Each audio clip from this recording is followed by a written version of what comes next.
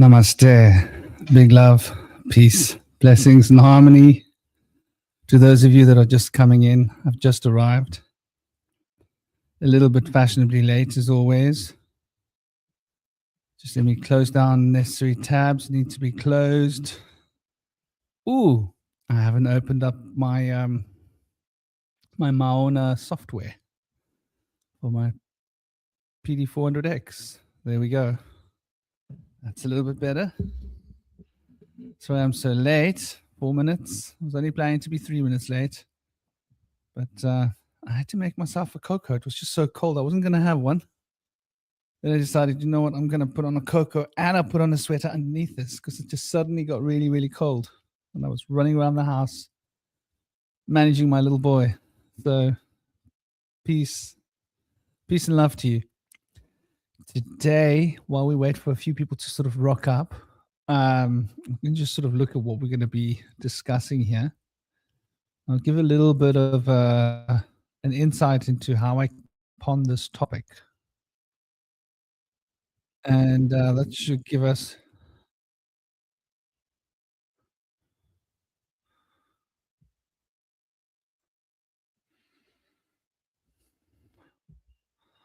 Okay, that was not what I was supposed to be doing. There we go. So, where are we? Give me a second. Excuse me. I'm having to close a whole lot of tabs. So, I was watching this little video and, well, I wasn't really watching this video. It came up on my tabs of my YouTube tab, and I was sort of thinking, looking at what was going on. I won't play it to you because I don't want like complications with the YouTube nonsense, right? You know how YouTube can get extremely complicated and start becoming quite a pain in the butt, as the saying goes. So anyway, I was watching the beginning of this video, and within the first 3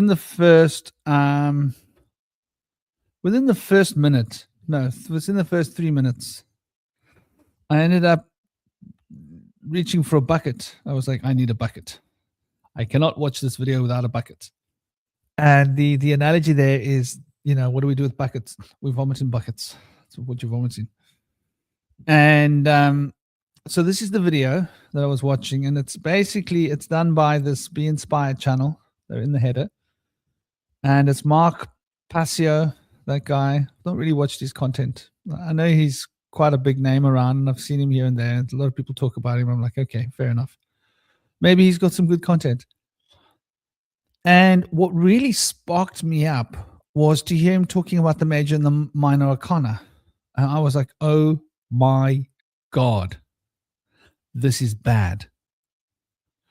This is really, really bad. Namaste, Howard. How are you doing? I hope you're having a great, great day. Juan. Who? Juan on Juan. When you say Juan, you mean Juan on Juan. Juan on Juan. I like Juan on Juan. He seems like quite a cool dude, if that's who you're talking about. Otherwise, I don't know. Oh, Juan Ayala. Ooh, maybe I don't know Juan Ayala. It is Juan on Juan. Yeah. Juan on Juan seems like quite a nice guy, actually. He seems like quite a nice guy. Just from what I've watched of his YouTubes, he seems like he's fairly, simple, which is good. Namaste, Tom. How are you doing? I hope you're having a good day. Big love and big blessings to you. Peace, love, and honor, respect. Money is neutral. Money is neutral. Money gets pretty charged up, though. Eh? Money gets charged up and it discharges. When money's charged up, it discharges evil, as the old Christians would say. Huh? But yeah, so anyway, I was watching the beginning of this video. It says rare video, the most eye-opening 50 minutes of your life, and it starts off, and you can see it's by the Be Inspired channel. If you want to go and look at it, the video itself is from October the 28th, 2024. So you might just have to scroll through, or you can see here, it's the watch. I'll put that there for you so you can see. Question mark V equals those letters if you want to get directly to the video. Anyway, so I was watching the beginning of this video, and there was Mark Boccaccio's voice, and I had to go and double check. I had to go and listen to one of his podcasts quickly. Well, not the whole podcast, just a few seconds here and there, to make sure it was his voice, because the guy said it was him. And I was shocked. I was like, this dude's got quite a big name. How can he not know what the difference between the major and minor arcana is? How can he mix it up that badly, right? It's sort of like speaking about a car and saying that the crankshaft is of the underneath the car is what stops the car. It's your braking system, and that your the engine is there so that you can steer the car, and the steering wheel is how you power the car. This is the kind of, like, really, we're talking basic stuff that if you're talking about the occult, you should have had a handle on this stuff, like really extremely basic stuff. And so I thought, this is it. These guys need a new one, and I'm going to be the one to help them with that, ripping the new one for them, because definitely this other channel that was putting on this Mark Boccaccio content was definitely culpable.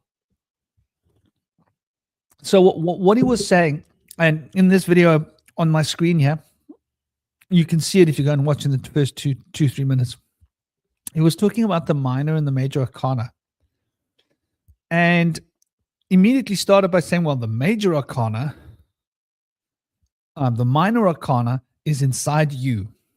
That's the microcosm, and that's really about who you are as a person. That's your internal mechanisms.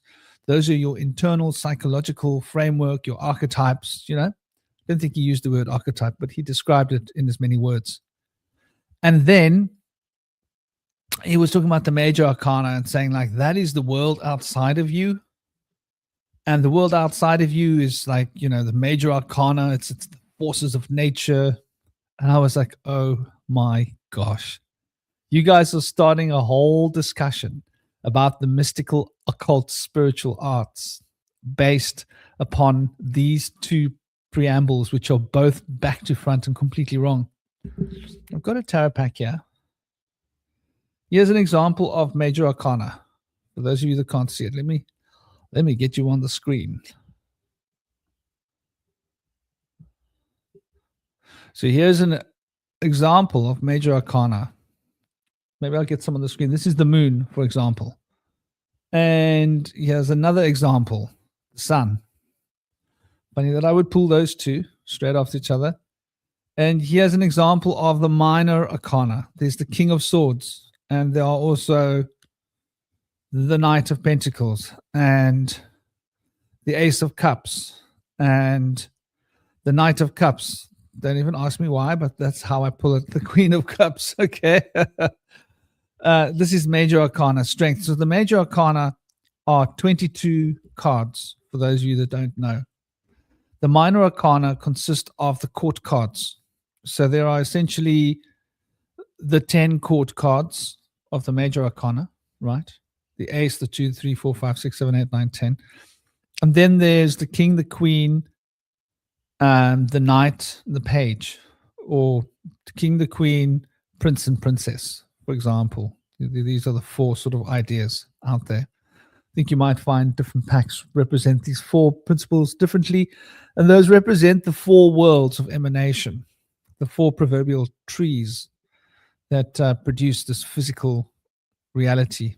Namaste, our tuition. I hope you're good. I hope you're thriving. Hope you're having a good day. Hope life is sweet. Hope everybody's smiling and jiving. So yeah, the major arcana, and I'll actually grab an image here so that we've got one. And I think it's important. I really think it is fundamentally important to grasp these basic concepts, because if we miss this, right? If we miss this, we'll be missing more than just the ideas related to the tarot, because these are fundamental, right? You don't get much more fundamental than this, if I'm going to be honest with you. If you don't grasp this, it's like a carpenter that doesn't know what a saw is used for, right? And they're confused when to use a saw and when to use a hammer. They're trying to cut wood with a hammer. They're trying to, bang nails in with a saw. It's as ridiculous as that. Like, if you don't understand those basic fundamental elements of carpentry, you shouldn't even be near woodworks, right? That's the reality of it, because you've got to at least know which tools go where, or which tools are used for what task. It doesn't even mean that you're a carpenter. It means you know which tools are used, right? And if you're going to say yourself as a carpenter and you don't know which tools are used for which task, well, that's like really bad form, because it means you're a liar. Let's just call it what it is, right? Let's call it exactly what it is. And so this for me was like quite a shock to see someone who's so well proverbially decorated saying this about the major and the minor arcana. So it's the same as the 7 planets and the 12 signs of the zodiac. The Mazaloth, the 12 signs of the zodiac, relate to the major, to the not the major, to the macrocosm, right? And the 7 planets, 9 planetary influences, relate to the microcosm. These are the internal potentials as we relate to these spiritual forces inside ourselves on a personal level. And the macrocosm is the 12 signs of the zodiac. And this is how these principles are manifesting themselves outside into the physical domain of the real world matter. And with the minor arcana, the Sephirot, because the minor arcana are the numerations, and they represent the Sephirot, essentially. So, minor arcana. Let me get a picture for you so we can show you what we mean. We need to show you because you need to see. There's an old saying, seeing is believing. It's only when you see that you believe, So we're going to make sure that we get you to see so that you can believe. Because I want you to believe me. I really, really, really want you to believe me. So here's an example of the major arcana. It's not the best example, but it's at least an example. And as you can see here, you got the 4 suits, right? And it's not a very good picture. I'm not sure what tarot back this is, but there you can see you got the ace, the 2, the 3, the 4, the 5, 6, 7, 8, 9. And then you got the 4 court cards, right? And you got the suit of cups, the suit of swords, the suit of wands, and the suit of pentacles. And they represent the 4 elements. And the 4 elements are sort of fundamental to the wheel, right?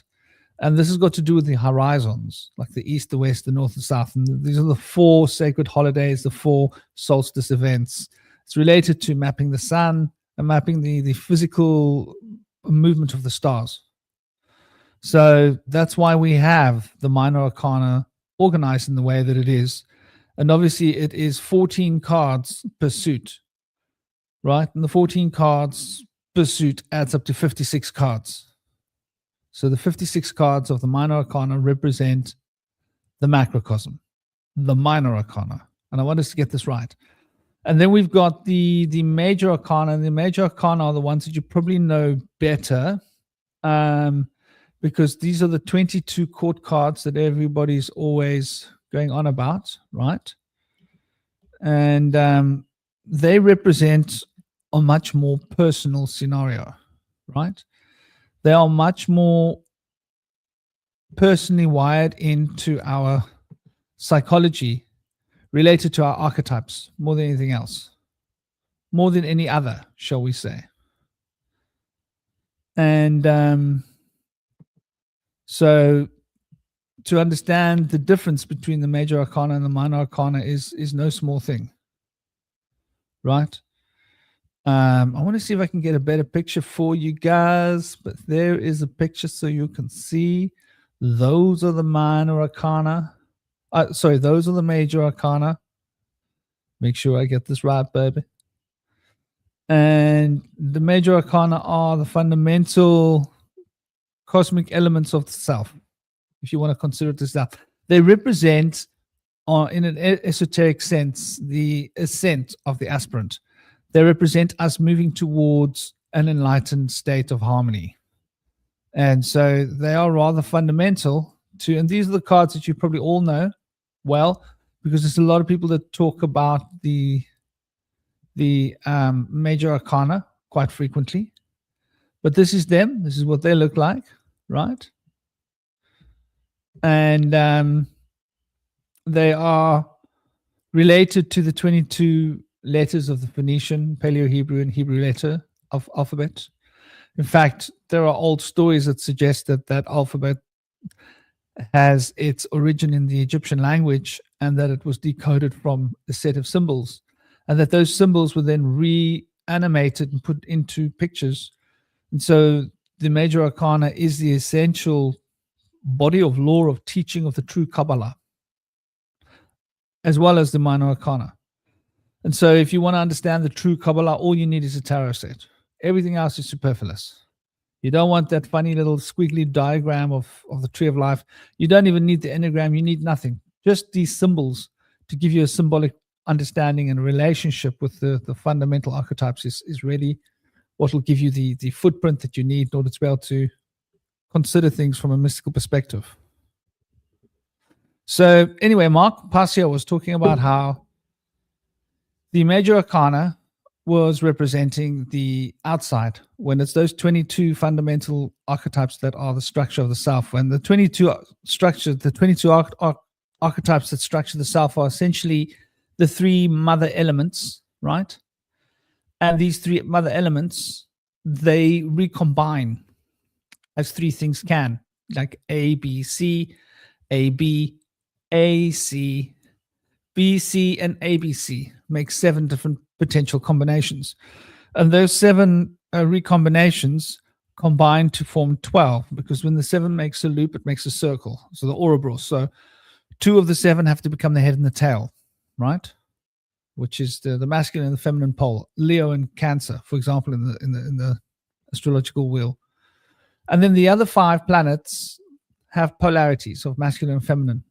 And so that's why you have all the planets having 2 signs, except for Leo being ruled by the sun and Cancer being ruled by the moon. Gemini and Virgo are both Mercury, and Aries and Scorpio are both Mars, and Sagittarius and Pisces are both Jupiter, and Capricorn and Aquarius are both Saturn, and Libra and Taurus are both Venus. And have I left anybody else? I don't think I've left anybody else. But so this is how the 12 elements emerge from the 7 elements.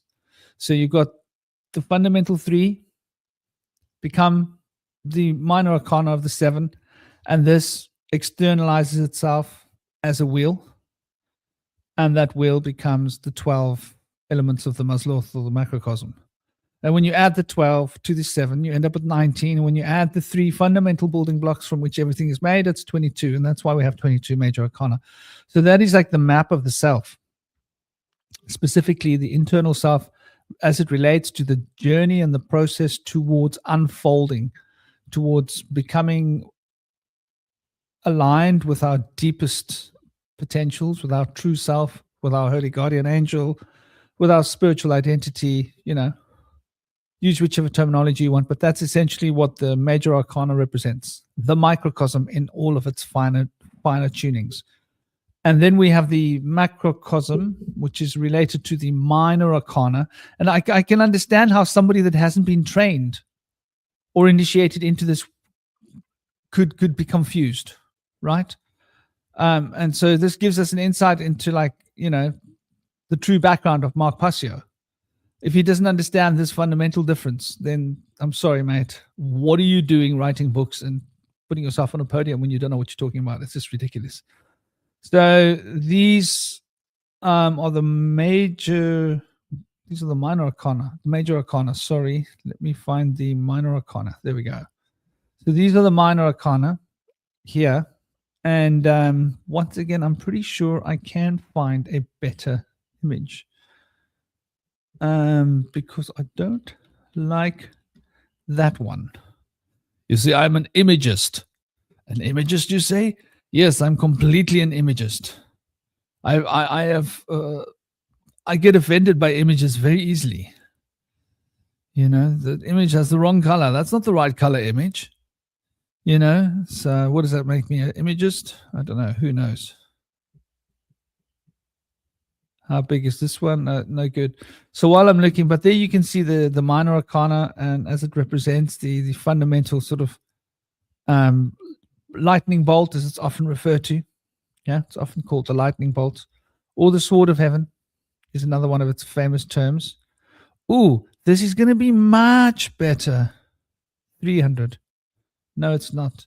It's really hard to find a complete set of the minor arcana that isn't in low resolution. That's quite interesting, huh? That is in itself quite interesting.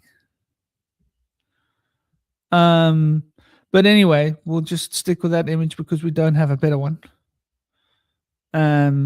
You can see there, if you take a look at it, quite clearly that it represents the aspects of ourselves that are manifest in the world, right? If you look at the stories being told, if you have a tarot pack at home, then you'll be able to see it quite easily. For example, this is the Knight, and the Knight of Cups represents, well, there's a guy there offering a cup, right? And you can see that when you're looking at the minor arcana, there's always actions being implied. Actions. So here you can see there's a guy, he's in the process of waiting. He's waiting for something to come his way, for an opportunity. He's got his 3 cups that he's already achieved in front of him. It has to do with a certain degree of fulfillment. It has to do with, you know, the personal, emotional field, and the sense of how we relate to ourselves on a very personal level. Here you can see there's one which is related to the career world, the vocation, the forces that we're driving towards materializing something. And here we see the 10 of Wands. You see this guy's like, he's toil. This represents toil. He's working really hard. He's putting everything into, he's putting his shoulder into it, literally, in order to pull all the branches together so that he can, you know, build something worthwhile out of all of the efforts and sacrifices that he's made. And so if you understand like the basic language of symbolism, like let's say you've worked with the arcana, you would know this because it's quite obvious, right? You don't have to guess. So like that's what inspired me, and it made me think, you know, I've heard so much like mouth froth from so many sources on the interweb and on YouTube and TikTok and wherever else from time to time when I like allow myself to be barraged by this nonsense. And there's been a lot of nonsense about shamanism. Like these days, anything goes as shamanism. If you buy a crystal and you light some incense, that's it, shamanism, you know. If you got a gong, definitely shamanism. Do a couple of fancy breathwork exercises. Now you're a breathwork shaman. And of course, nobody knows what a shaman is. But like everybody's reading these books about people who say that like, oh no, you need to take all these drugs and stuff. Okay, that's what shamanism is really about. It's like getting off your face and taking as much different medicines, sacred medicines as you can, which doesn't really sit well in the Himalayan shaman tradition. You know, the Himalayan shaman, they don't need substances to do their work. It might be something used during an initiation like once or twice, but otherwise it's not really part and parcel of the work at all. So there's all these like different ideas out there. And then again, what they talk about is shamanism coming from Tungal. The reason they say shaman comes from the Tungal lands is because that's where people always used substances exclusively. And so there's this desire to attach shamanism to the use of substances, which I think might be some kind of a counterintelligence psyop. I think it could be a specific reason why this is happening. You know, why people are being driven into this belief pattern to recognize that one of the oldest traditions in the world, which relates to esoteric and occult practices, from whence all the other esoteric and occult spiritual development practices and exercises have evolved, from whence all the religions have evolved. It's sort of like the deepest core root of human spirituality, if you want to like put it into perspective, is shamanism. And they've had to sort of sully this root. Because if they can sully the root of shamanism, then they can sully the root of all the other spiritual and occult traditions that came from it. And then from there, they can sully all the religious traditions and all the philosophical ideologies that came as a result of these. So I think like this is, this is a concerted effort. I don't believe it's it's not by design. I think it's 100% by design. And we see so much of this, and all of these books, and I'm always cranking on about how these books are misleading, these books written by all these people with regards to the occult. None of them are really practicing. They're more interested in reading and researching and thinking that they've learned something because they've read a few books. It's a lot easier to read a book and convince yourself that you know things than it is to actually go and do the work and actually learn things. Because we only really, truly learn when we get our hands dirty, as the saying goes, You've got to roll your sleeves up and to get involved with the visceral experience of what it is you're wishing to understand and gain an insight into before you can, pretend or claim any knowledge related to it. By the way, this is going to be a short one. My little boy's going to need me in a little while. I just felt the need to come and talk about this because it was bugging me. So the shamanic thing is for me quite a big thing. Being a shaman, having this is my 9 to 5, by the way. This is what I do. It's my full-time gig. It's my day job. So when I hear all these so-called shamanic enthusiasts, shamanic practitioners, what they like to call themselves, or people that have gone to pay for a course with John and they read some books on shamanism and they did an incense ritual and they hit the gong 3 times and they hit a cute little pipe, and maybe somebody blew some tobacco at them. Maybe they blew tobacco down their nose, and now they're a shaman. They had a great experience. It was wonderful. They were like seeing the world outside of their body for the first time, and now they're a shaman. And so there's a lot of this out there. There's a lot of this nonsense. Or they didn't have an out-of-the-body experience. They didn't have any spiritual experience, but they're still a shaman, because they paid for their course. They don't want that money to be wasted, So I think there's a lot of this out there, and we should hold ourselves accountable, ourselves and everybody else that's in this boat with us, because it's really up to people to start paying attention to just exactly what's going down. I've noticed people are calling themselves accredited shaman.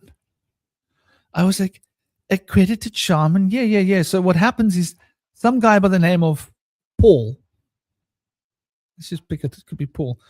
He decided he's a shaman one day because he went to another guy called Andrew, and Andrew charged him like $500 to come and sit down and beat the drum and light some incense and hit this pipe and hold the gong for a while and hold the sound bowl and do a few little cute little breathing exercises and now you're a shaman. There you go, $500, ching ching. Now you're a shaman. And then obviously Paul went off and he was like, "Nah, I'm a shaman. Yeah, I'm a shaman."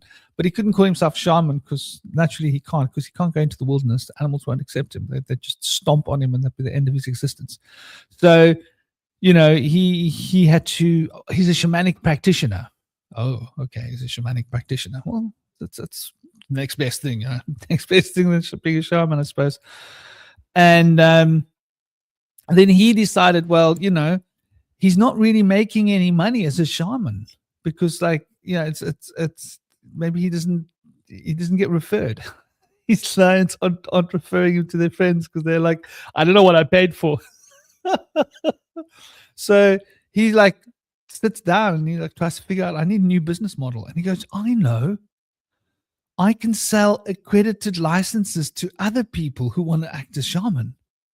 And so he gets the business model together and he sets up this really cool looking website. Because that's all you need is an expensive website because people are going to think, wow, look at this website. This bloke must be for real. So obviously people come to his website and go, wow, this is so cool. And he accredits everybody as shamanic practitioners. And they get a cute little license with a little plaque that can hang on the wall, like a doctor or something, It's sweet. Obviously, it costs a couple of $100 or a few $100, whatever, for the registration. There's probably different tiers of registration that people can buy, right? So now you got all these freak show comedian people running around calling themselves accredited shaman. or accredited shamanic practitioners, because they went to Paul and they paid him money and they got a cool little certificate, and now they feel very special because they're accredited now. Obviously, that accreditation means nothing to anybody anywhere other than to Paul, because it floated his bank account with whatever he was charging for that piece of paper. But this is what's going on. This is not just in shamanism; it's in a lot of the alternative community when it comes to like sort of spiritual practices. I'm betting that there are people that can become accredited as hermeticists. I bet you. I mean, I haven't looked into it, but I bet you there's some clever Tom out there. Guy named Tom. He read a book about hermetics. He met another guy called Charlie. Charlie waved incense at him and hit a gong 3 times and let him hold the bell. And now he's a hermeticist. He's now got this grade in hermetics. He's a magician. And he started his website. Now he's selling accrediting. He's letting other people pay to get receipts so that they're accredited hermeticists. This is what the world is becoming. And I mean, I'm sorry if I'm trivializing it and making it seem ridiculous, but that is like literally what is happening. Like, this is literally what is happening. It's happening in so many. I was watching it happening decades ago. Like, the reason I never went to become an accredited Reiki person was because I looked at it when I was young, when I was a kid, and I thought, oh, this is just a money game. This is just a sham, basically. And, you can pay or like go for one day workshop, and then schedule another 1 day workshop, and then schedule another 1 day workshop. That's Reiki 3. Is that a Reiki master? Reiki 3? Do you have to do a 4th day workshop? Reiki master does how many workshops? 3 or 4? It's been so many decades. I can't remember. 4. Okay. So yeah. So first it's Reiki 1, then Reiki 2, then Reiki 3, then Reiki Master. Now they're allowed to give people other people's certificates as a Reiki Master, as a Reiki. Yeah. And so I'm not saying that Reiki is bad. I want you to understand something. I'm not knocking Reiki, because I've known some people that are really proficient at Reiki, and Reiki in itself can be a very powerful system. What I'm knocking is the way the system is being marketed and sold, and the accrediting of it. The same for yoga. Same thing. You can spend $5,000 of yoga. I think you got to do a teacher's training course. You got to do so much teaching. It's very, very, very, very little. Very, very, very little. I think you got to do like a 1-week course, a 2-week course, and then like a 4-week course, and that's it. If you do those courses, you can be a yoga teacher, accredited. And when you think about it, you can't do that to become a nurse. You can't do that to become a physiotherapist. You can't do that to become a dance teacher. You can't do that to become a doctor or anything, but you can do it for yoga. My mom became a sports medicine person, and she did a course for being a physical trainer. And I think it was it a 1 year or the physical trainer's course was a 1-year course. It was a full-time course. It was a full course with license and constant, like going to a college, right? And it's every single day, and you write exams. And she did 2 years of studying, and part of it was sports medicine and this. My point is that's that's a lot of work.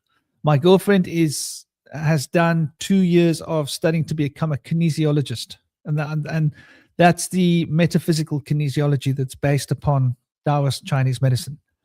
Man, she has worked her butt off for 2 years, right?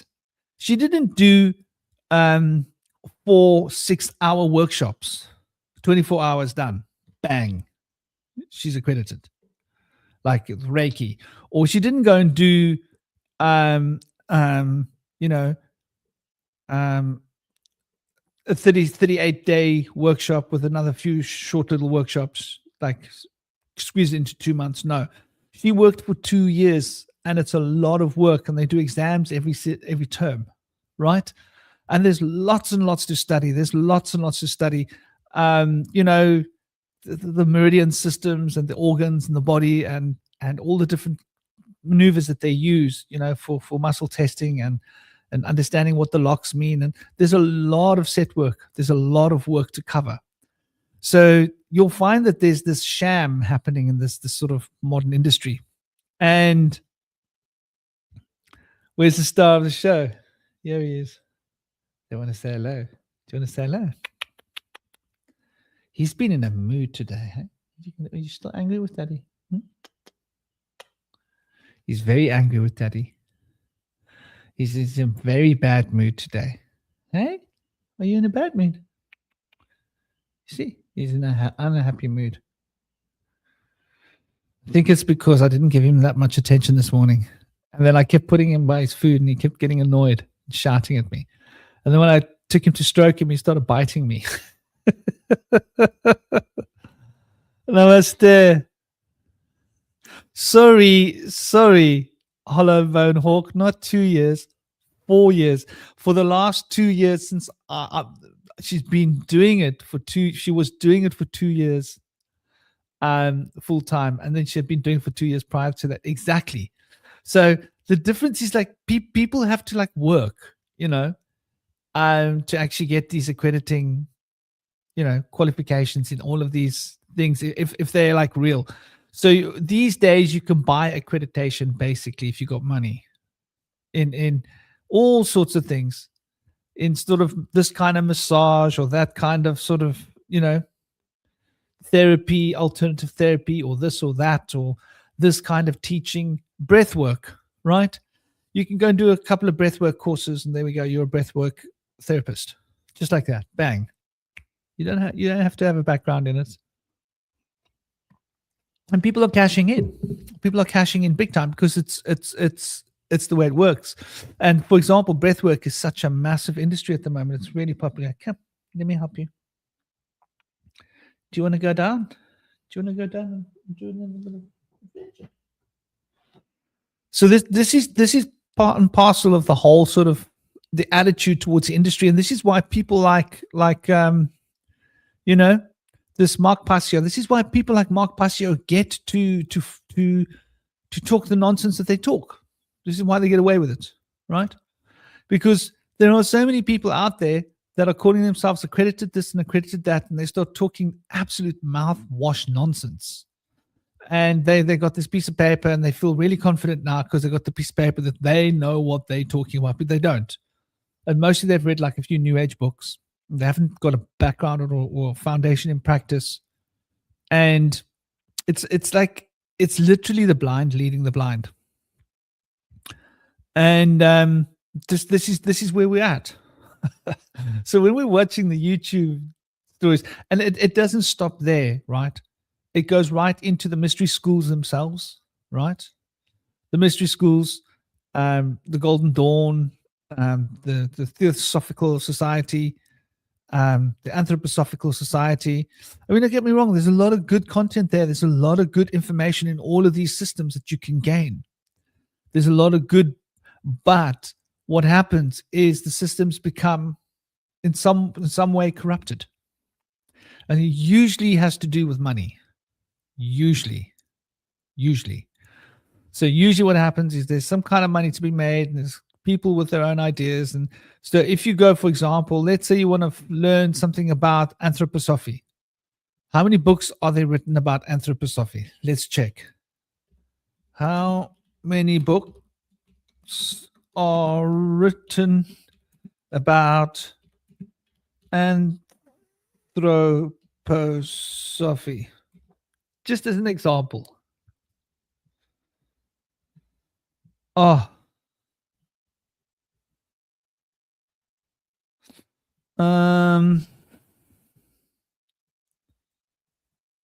Okay, they won't tell you, but I'm pretty sure there's thousands. How many thousands?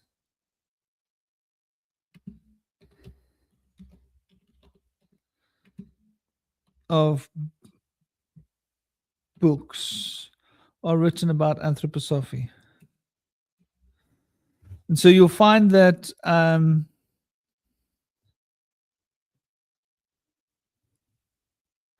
there are thousands of books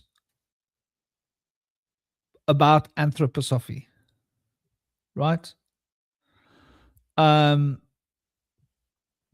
Steiner only wrote about, I think, how many did he write? 30 to 40 books. There's quite a lot of his lectures that have been transcribed as well, as far as I know. But then there are 10 times that many books written about anthroposophy, just as an example. And so if you wanted to learn about anthroposophy, you're probably going to learn about it by a book that was written by somebody who was an enthusiast. And somehow they won a position in the Anthroposophical Society. And we can't imagine that the Anthroposophical Society now is what it was intended to be, because it's just not really necessarily how things work. It would be a bold assumption to begin to imagine that. But this is one of these things that we can sort of recognize. So in all these sort of fraternities and these organizations, you know, they have political structures within them. They have politics happening. People are vying for positions of power within the structure, within the organization. And Namaste, Vincent. How are you doing? I hope you're good. I hope you're well. Hope you're thriving. Hope you're swell. Yeah, you know. So this for me is like very close to the point of what we're discussing. And this is probably what has happened is this Picasso guy, let me get his name. This Mark Passio guy has probably read some self-help books that he thought were valid, written by people that decided that they were people that know about these topics because they got some kind of a little piece of paper that they bought from a guy called George or Paul or Michael or Peter or Anne or whatever. And they're now accredited in whatever they think they're accredited in. And so they're talking nonsense about the stuff that they're writing about. And that this is so typical.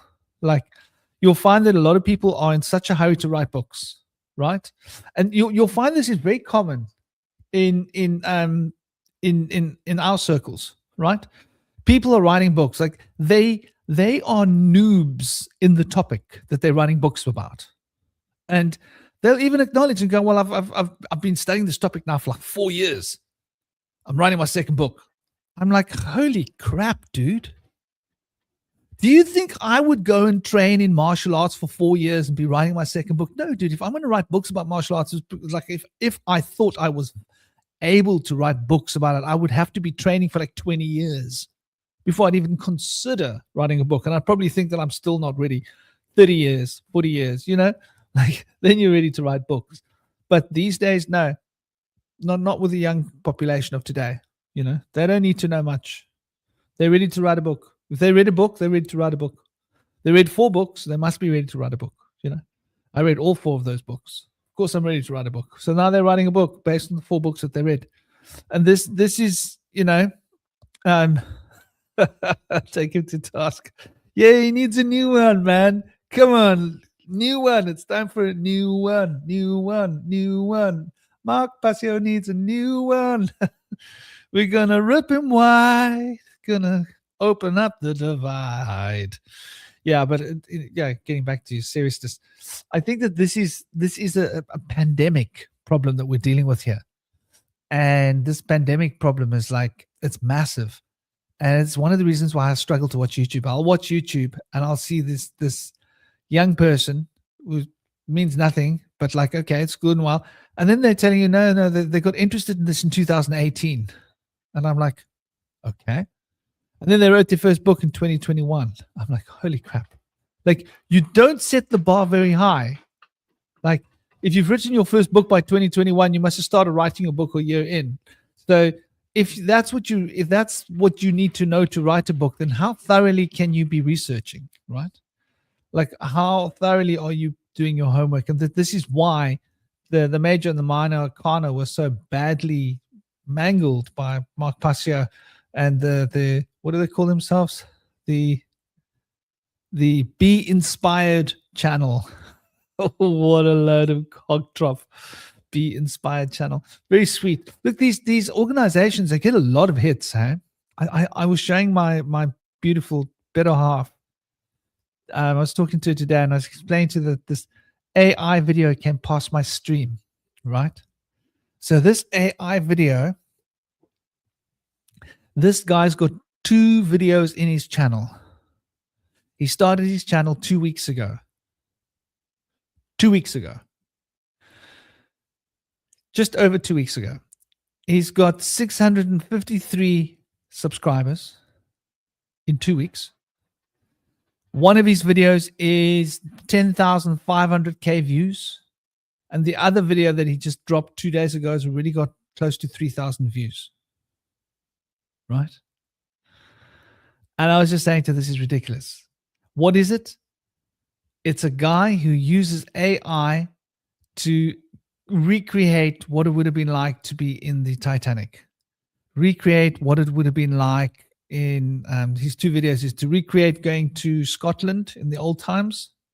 And the other video is to recreate being in the Titanic. And that's it. And it's like I time travel to is the name of his videos.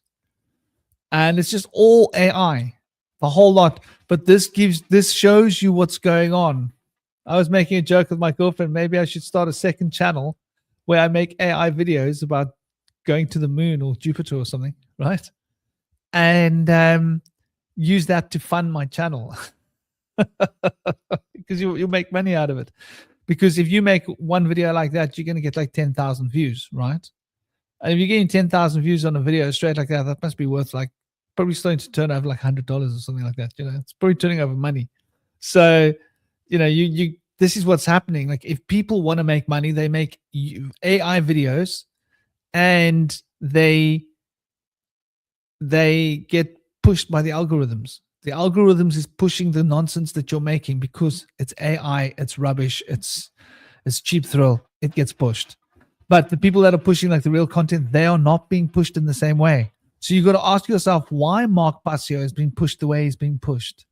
The same way that AI channel has been pushed. And I bet you that if you go back to that AI channel in 6 months, it'll have like 10,000 subscribers. You know, by the end of the first year, it'll probably have like 20,000 subscribers, 30,000 subscribers, right? And that'll be like or 20,000 subscribers by the end of the first year, and they'll probably only have made about 30 videos, right? So this is what's going on, and it's sort of a sign of the times, right?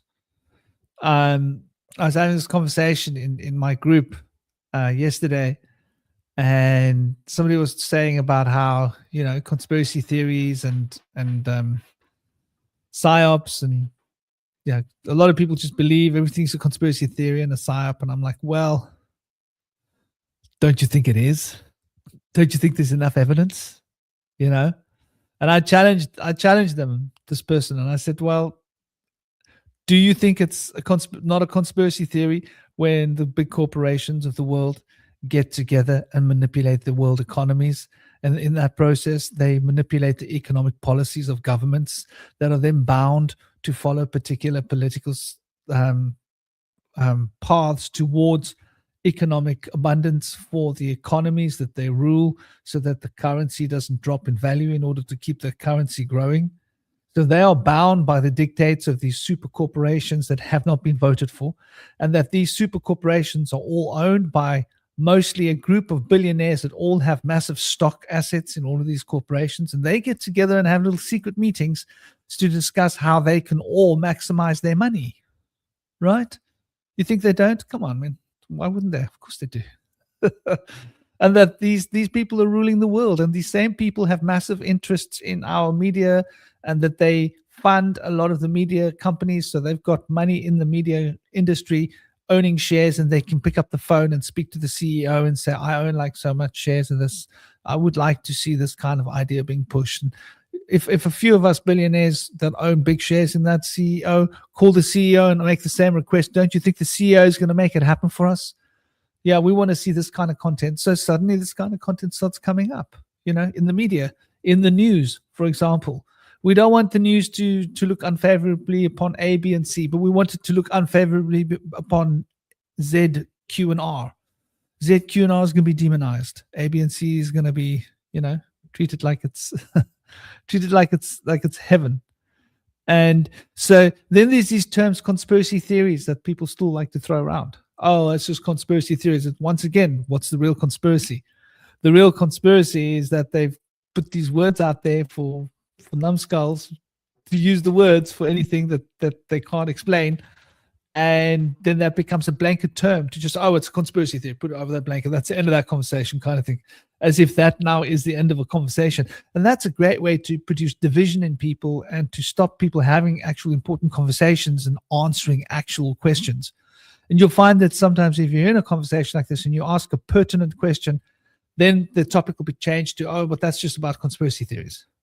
Oh, so you can't answer the question. And if you ask again, it's just a simple question, yes or no. And you'll find that people don't want to answer those questions, because if they do, it will display something. It will show something. So this is a typical situation that we're bumping our heads against these days. And, it isn't a small thing. And it's in the occult community in a big way. There's just so much of this absolute nonsense being pushed. Let me give you an example. I was watching people having a conversation in an esoteric group. It was about the banishing ritual. Now, you guys will know the banishing ritual, the lesser banishing ritual. And it's something that people would practice before doing a ritual. And I heard people saying that, no, the banishing ritual is just a big psyop. It's been created so that people will banish their own natural protection. I was like, what? These are the kind of psyops that are being sold. These are the kind of things that are being pushed. It's for real. It's happening. What is the banishing ritual actually? Well, what it is you are going into your psyche, right? You are finding a balance, and you are creating a zone around where you are working, where the polarities and energies of the outside world have been neutralized to a point that there is a balance and a harmony, a circle of balance and harmony around you, where the four elements are all distinctly put into their own context. Why banishing? Why not invocation? Well, the excess frequencies of each element is banished at that place in order to create what is almost like a nullifying zone. Why? So that the intrusive energies from the outside world doesn't intrude within your circle and affect your ritual and your energy work and your contemplation. And so that the cone of energy and power that you raise within your circle doesn't escape outside of your circle and affect the little old lady down the road who's walking her dog and make her head go all crazy because she can't handle all these vibrations and energy in the air. So there's a dual-sided purpose for using these banishing rituals. And if one understands this, then one would understand the purposes of these banishing rituals, for example. But these psyop ideas have been promoted by the so-called spiritual occult groups out there, YouTube, TikTok, whatever. And so now these beliefs have been propagated that these banishing rituals are just really a way for you to banish yourself, and that it leads to psychosis. And I was like, what?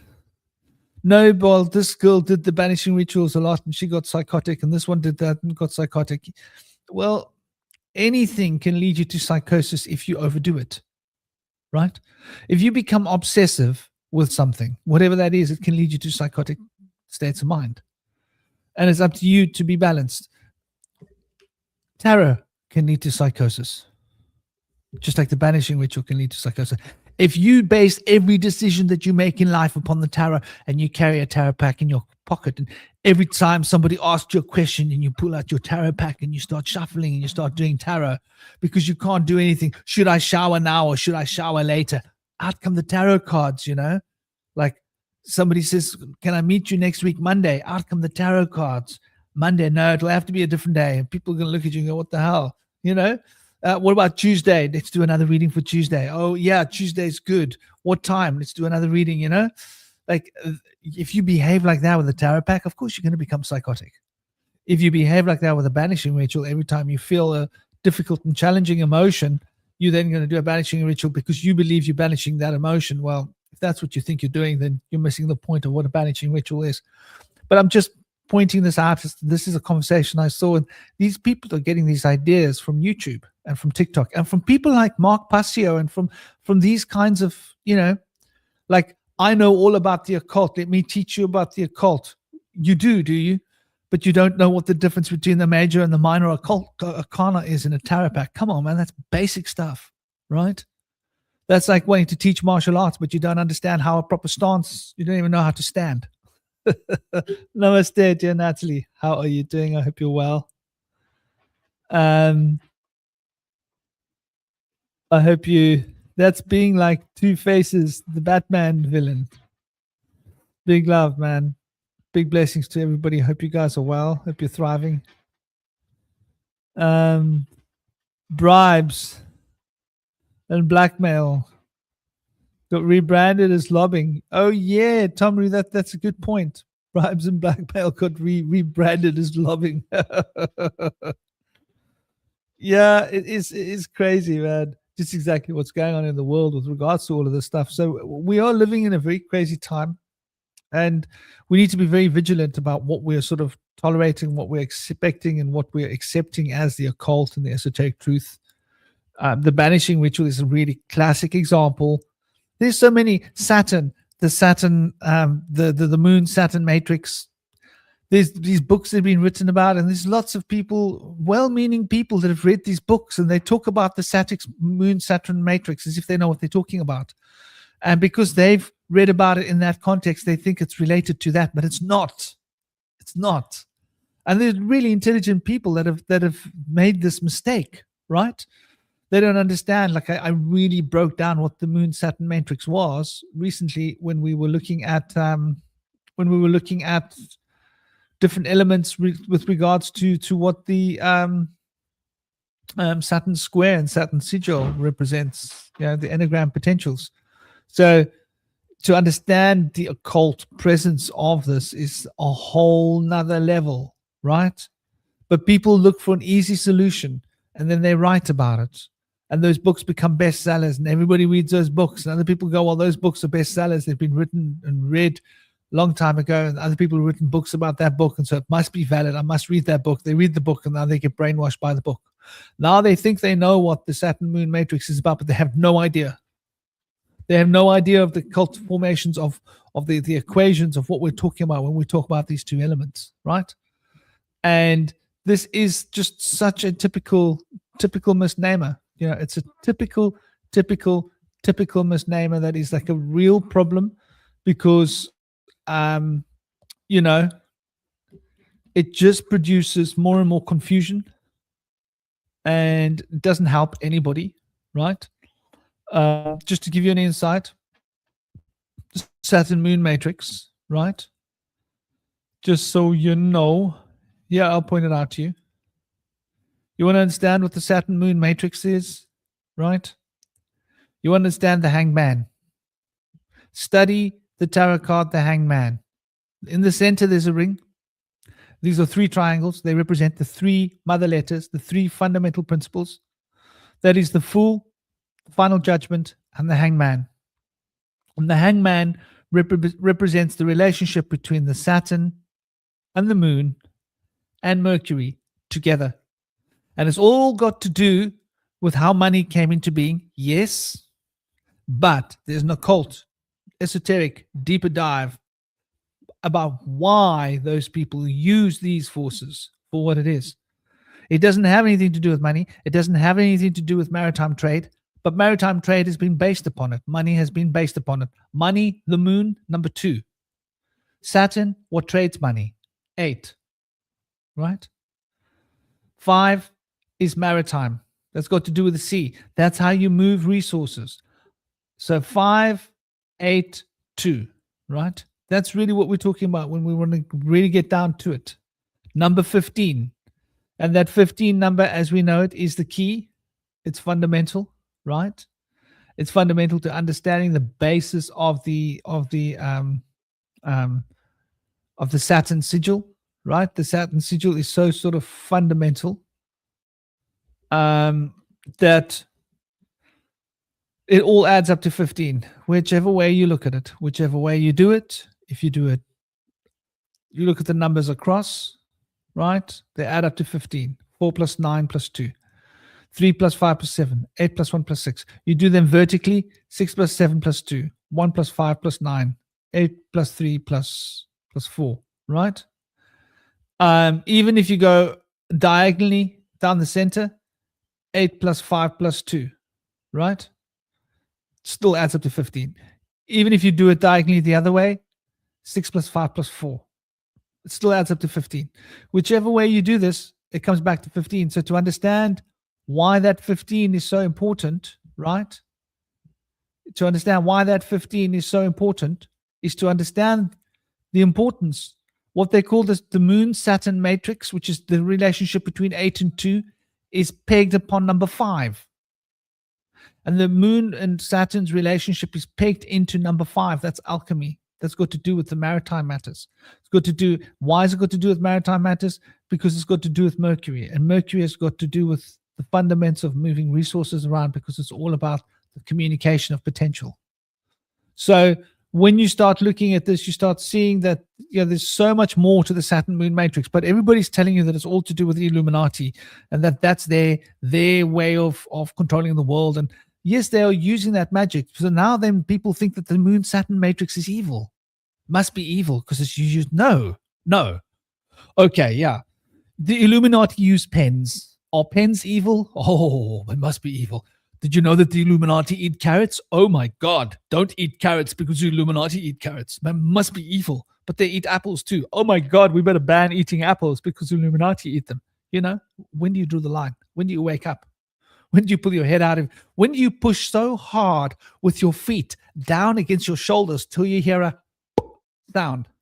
And then you wash your face. When do you do that? Because this is what people need to do. They really need to pull their heads from their asses. They need to get real.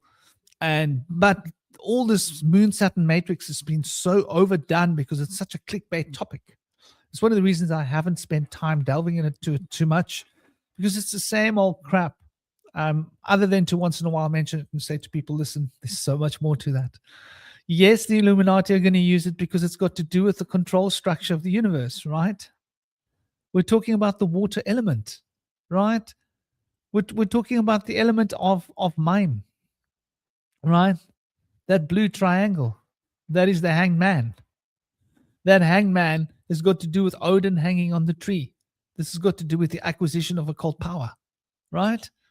So you want to understand what the 2, the 8, and the 5, very much to do with the acquisition of occult knowledge and power, very much. And that can be twisted and used in a bad way, right? And it is, but it doesn't mean that in itself is bad. And so there's just another one of those examples of just what's going on in the world and how people are sort of abusing a little bit of occult knowledge in the same way that Mark Passio and the Mark Passio and what do they call themselves? Be Inspired channel have been doing. And I think you delve in deeper, you're going to find the same nonsense about Gnosticism, right? There's all the same ideas of Gnosticism. They've all been preached by the same people because obviously the Christian forefathers wrote about the Gnostics and they wrote really dismissive stuff about the Gnostics. Now all the kids have picked up those dismissive books about the agnostics, read that propaganda and decided that must be true, must be some kind of profound esoteric truth. So now Gnosticism is again being demonized by the young people of today the same way it was demonized by the church for 1,000 years. See that? And the people that are demonizing Gnosticism think they're doing it as a rebellious act. They don't realize they're being manipulated in exactly the same way that people were being manipulated 1,000 years, 1,500 years ago. Because Gnosticism is dangerous to the church. And if Gnosticism is dangerous to the church, it's dangerous to the state. What goes with Gnosticism? Anarchy. Oh, but no, now we've got a different understanding of what anarchy is, because the psyop version of anarchy is like everything's just like completely crazy and out of control.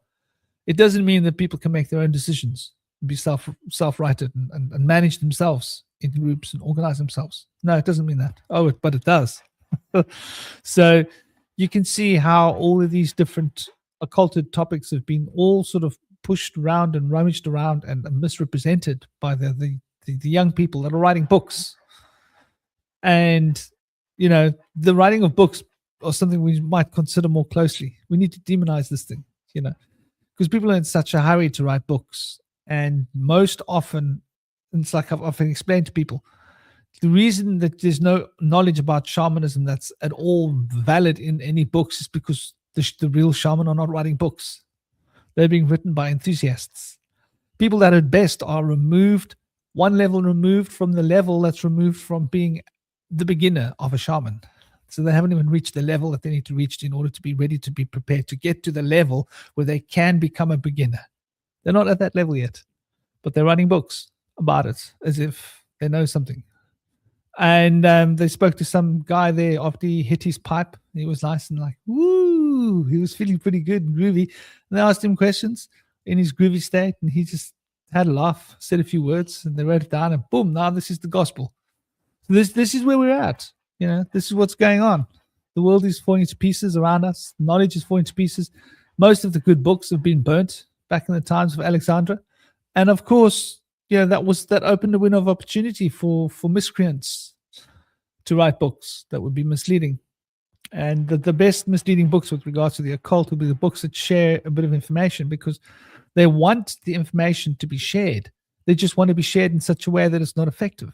This is why people are not getting anywhere with the occult, why the occult is not breeding people that are enlightened, why the occult is not producing anything that's worthwhile, because it's just all a bunch of mouth fluff. Yeah, people are they're so constipated it's coming out of their mouths, and it comes out of their mouths in such great voluminous effects, like it has been with Mark Passio, that they then feel inspired to write books about this stuff. They say, well, people want to hear this brown stuff coming out of my mouth. Maybe I should get a brown pen, put it on a piece of paper, and they can write it. They can go home and sniff it. Get really close up and personal with it. But this is what's going on.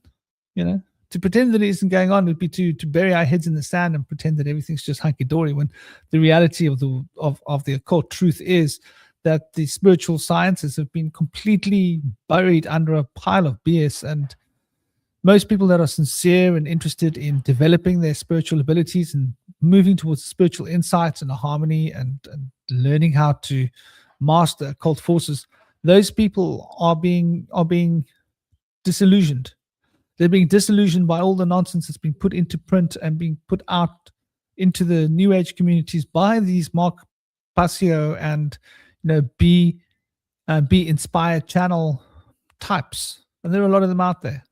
You see them prodigiously like vomiting all over TikTok and Instagram and all these so-called fundamental truths. And don't get me wrong, there are a lot of people that are sharing a lot of good and wonderful truths. But if you listen to the latter part of their video, you'll hear that they're saying something else. So I can say that, it's bad to hit children. It's bad to swear at children. It's bad to shout at children. You must always make sure that you feed children. What if the eighth thing that someone's saying, but it's okay to touch children in an inappropriate way? Oh, hold on. Was that in the small print? Yeah, that was in the small print. So it doesn't matter how many good things you said. If that's in the small print, it undoes all the good things you said. This is what people got to realize. They got to recognize that the little things really do matter when it comes to the esoteric sciences and when it comes to spiritual arts.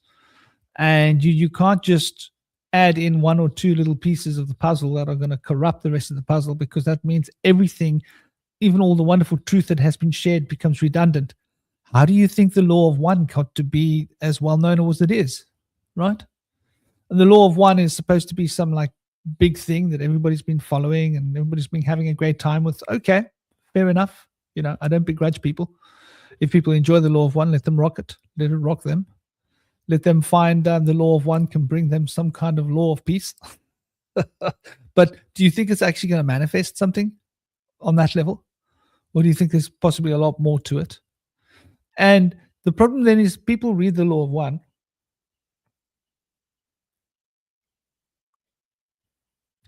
and then they become disillusioned.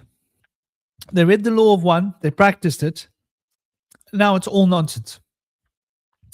Now, all this esoteric and spiritual sciences and occult, it's all mumbo jumbo nonsense. They know because they tried the law of one. So they walk away from it. People who might have actually genuinely been inspired and might have started a journey towards a personal gnosis, a personal state of recognition and realization of the self as the primordial state of being, and allowed themselves to actually become acquainted with the deeper elements of themselves and bring into their lives a greater degree of harmony and healing and health and psychological growth and spiritual growth, doesn't ever happen because they've been disillusioned. And part of the disillusionment comes about through these Mark Basio and Be Inspired channel types. They just keep spewing it. And that video that I showed you before, right? Where's that video? Where is that video? Oh, okay, I lost my page. I lost my page, ladies and gentlemen. He lost his page. He'll get his page back. Don't worry. So if you look at this video that I'm about to, it should be popping up onto the screen any second now. If you look at this video, right? And you see, like, you know, the seen and the unseen, the mental schism, the left brain imbalance, the right brain imbalance. They simplify everything. Neurochemistry, they simplify. Yes, the right brain, right side of the brain has got dominance with certain things, but actually the whole brain is part of the structure. Understanding how the parietal lobes are wired into the back of the brain, how the front of the brain controls all the emotional responses and the mental responses, and how the brains interface. They create this neural network that actually causes all the different parts to work together. So they take something as profound and complex as neuroscience, break it down to like a few short one-liner crisps, and now everybody's going to start quoting that and think they're talking science, but they're not. They're just talking about this oversimplification. So this Be Inspired channel here, if I go to the Be Inspired channel here, you can go and take a look and you'll find they've got a lot more of these kind of videos here, right? Joe Rogan, Crack the Law of Vibration. There's just an example of the kind of things that you might find, you know. They messed up our timeline. I don't know if you know this guy. In the center here, this guy. I did listen to his testimonies about 25 years ago. That guy. Yeah, I forget his name. He's the guy who talks about all the P42s and the P54s and the P65s, and he worked with the government on the Looking Glass project, and he calls himself a whistleblower. But there's something about this guy that's off. Something about this guy that's off, by the way. And so you'll find, like, you know, just the ideas that we're seeing here. The ideas that we're seeing here, they seem to be like somehow there's a pattern. Somehow there's definitely a pattern emerging. The nonsense that is being spewed, right? I've been told about 2027, ex-CIA officer breaks silence. Maybe. You got to understand that the chances of an ex-CIA officer actually breaking silence is not that common, right? And this is the Mark Passio guy that was that we were talking about earlier, that was talking about that video, the first video I showed you. This is his channel here. And these people have been pushed like crazy. You got to understand that it's exactly like that AI video that I was talking about before, right? You know, YouTube is pushing certain kinds of content. If you're putting out content that's basically going to produce confusion or is going to help to move the human population towards being entertained by AI, they will push your channel like nothing. If you're putting out Christian content that's trying to dogmatically turn people into Christians, your content will be pushed like crazy. Wouldn't be surprised if you had 3,000 or 4,000, if you worked your channel for a year. I wouldn't be surprised if you had 3,000 or 4,000 subscribers in your first year. This is what I've seen. I've seen people that barely make an effort and barely put any content on. If they're talking about Christian stuff, they suddenly, YouTube just pushes them. If they AI content, they get pushed. And it seems like the esoteric and the occult, if you're talking the nonsense that Passio is talking, you get pushed fast. But if you're actually really delving deep into the true esoteric sciences and the occult, AI wants to bury you as much as it can and hold you back. It doesn't actually want to push you forward. So there tends to be this very intelligent marketing regimen that we can see here on YouTube. And it's not just on YouTube, it's on many other platforms where certain things are being like held back and certain things are being pushed. And it's fairly significant what we're talking about. It's not a small little bit. So Henry's trying to scratch on my door, and this is a big problem. I'm gonna have to go soon because he's gonna scratch all the paint off that door, and it's a big problem. And the other people in the house, they're like dodos. They don't recognize that little dog's there carrying on. He's on the other side of the door. But yeah, I am getting towards wrapping this up.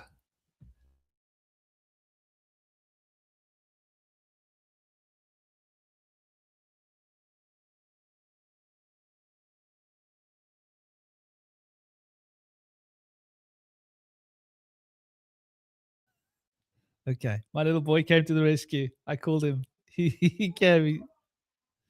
Thank you. Put the chair there and cushions there, my boy. Sorry if that's so loud. I was calling him from the kitchen. But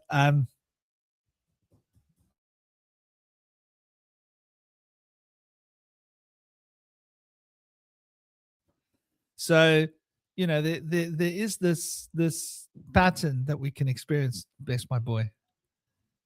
Bless my boy. He's protecting the door. He's put the chair there with cushions in front of the door so Henry can't come scratch on the door. Little guy is so demanding. He wants to come in now. He didn't want to come in earlier. He wants to come in now. He's a Pekingese. They're moody little dogs. We love him to bits, but he's moody as hell.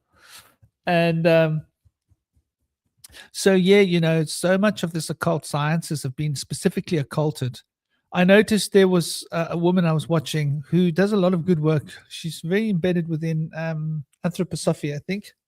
She often speaks about Steiner. I forget her name. And I've seen some of her videos in the past, and she seems very like, she seems like she speaks mostly good stuff.